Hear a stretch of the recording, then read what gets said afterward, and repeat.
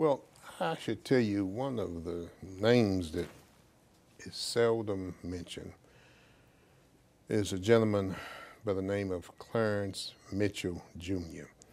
Mr. Mitchell was our lobbyist for the NAACP before there was ever a black Congressional Black Caucus.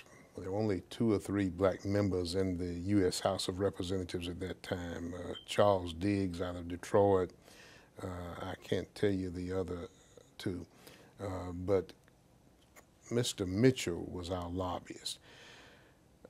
People often talk about Martin King, and Martin King was one of the greater orators of the civil rights movement during that period. And by the way, the movement continues today. I often hear people talk about the movement of the past as though the movement somehow or other, when Martin King passed, the movement ended. The movement continues today. But King, during the period that he was in leadership roles, was one of the strongest, most articulate orators of the movement. But every piece of civil rights legislation that we enjoy today, if you go back and trace it back, you will see the handprint of Clarence Mitchell, who was our lobbyist, who sat with members of Congress, who lobbied them on these issues, who tried to debate with them on these issues.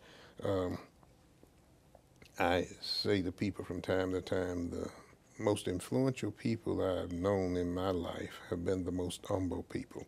Mr. Mitchell, he came to Kentucky a couple of times, and I think he came one year and we may have had 10 people in the meeting. I felt so embarrassed because we tried to advertise it, but nobody showed up for the meeting. He said, "John, don't worry about it, man." He just sit around the table with a group of people and talked about the issues.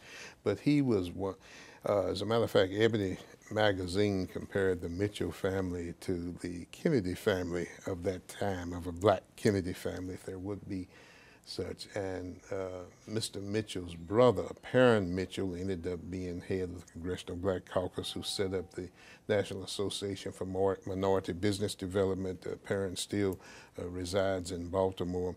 His son, one was in the state legislature in Maryland, the House of Delegates it's called, and the other on the city council. The other one's a medical doctor, but a very influential family.